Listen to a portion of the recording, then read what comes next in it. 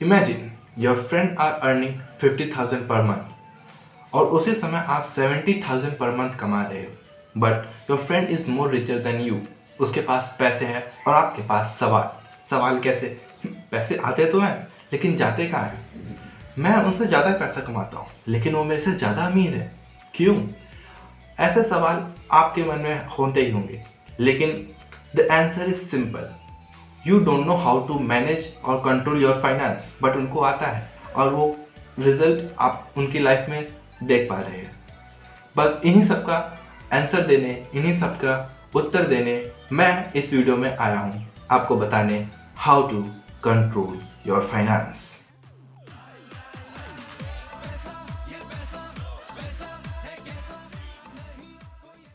Trace your finance. अपने खर्चों पर नज़र रखिए। जैसे दूर के रिश्तेदारों ने नज़र रखी थी आपके बोर्ड मार्क्स पे, वैसे ही आपको नज़र रखना है अपने खर्चों पे, क्योंकि नज़र हटी तो दुर्घटना घटी।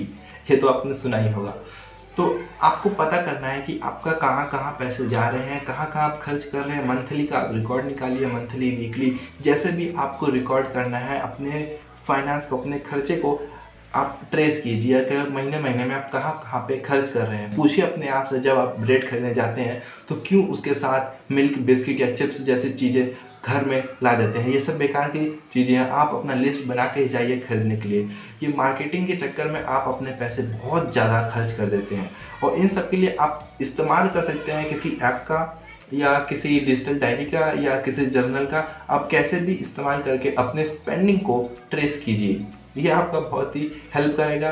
कम से कम 30 to 20% आपका खर्चा कम कर देगा, सिर्फ और सिर्फ ये देखने से कि आप कहाँ कहाँ पे चीज़ें इस्तेमाल कर रहे हैं, चीज़ें खरीद रहे हैं, कौन कौन सी। ठीक, तो जाइए और इन सब का इस्तेमाल तो करो ना भाई। Save cash for afford big purchases.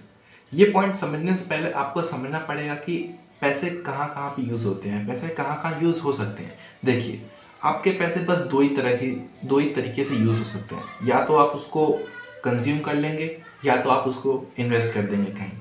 और इन्वेस्टमेंट भी दो तरह का होता है। First short term investment, second long term investment. Short term investment के लिए पैसे कहाँ से आएंगे? जो आपने फर्स्ट पॉइंट में ट्रेस करके अपना जो स्पेंडिंग ट्रेस किए थे, खर्चे आपने देखे थे कहाँ कहाँ हो रहे हैं, जिनको रोके थे, वही पैसे आप शॉर्ट टर्म इन्वेस्टमेंट में यूज़ कर सकते हैं, लगा सकते हैं। बट लॉन्ग टर्म इन्वेस्टमेंट के लिए पैसे लगते हैं।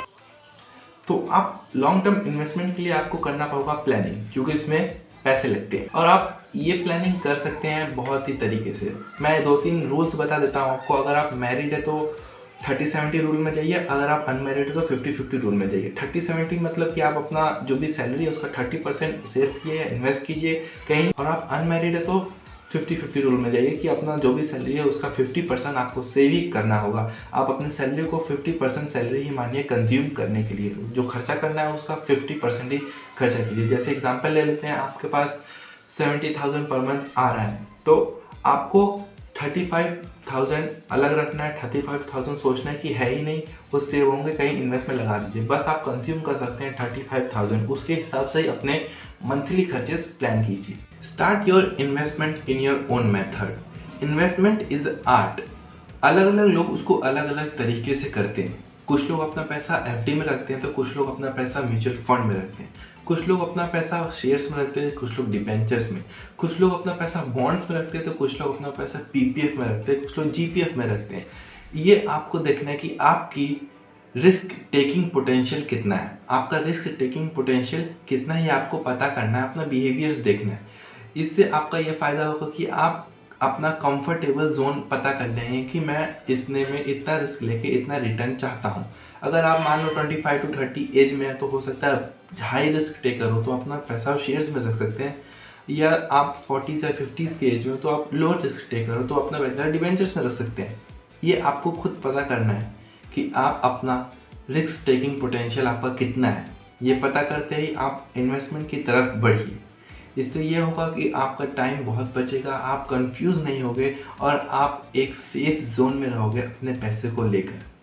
अभी शुरू करोगे तभी अमीर बनोगे। Don't stop learning. This video is not your last video. अगर आपको सही में सीखना है असली में अपने फाइनेंस को कैसे मैनेज करें, मैंने इसमें आपको फर्स्ट स्टेप बताया कि आपको अपनी जर्नी की पहली सीढ़ी कैसे चढ़नी है।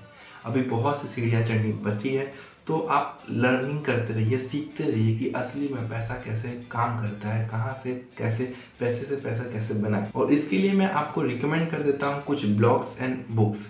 फर्स्ट ब्लॉग मैं आपको बताना चाहता हूँ CNN मनी। इसमें आप इन्वेस्टमेंट के टर्म्स को जान सकते हैं कि कैसे क्या क्या बोलते हैं इन्वेस्टमेंट में इन चीज़ों को। सेकेंडली मैं आपको बताना चाहता हूँ द पेनी हॉर्डर। इसमें आप इन्वेस्टमेंट कैसे करते हैं वो सीख सकते हैं।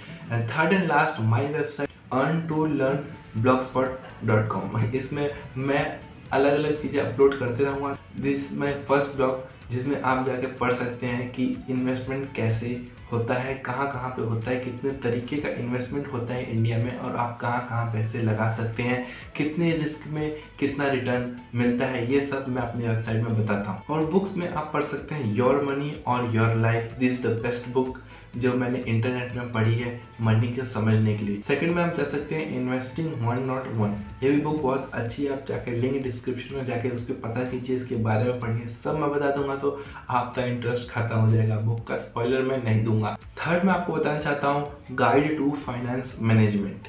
ये भी पढ़िए और मुझे बताइए कमेंट में पढ़ने के बाद कैसा लगा। अगर अभी तक आपने इस चैनल को सब्सक्राइब नहीं किया है तो क्या कर रहे हो, सब्सक्राइब करो। वीडियो खत्म हो चुकी है, मिलते हैं नेक्स्ट वीडियो में जल्द ही।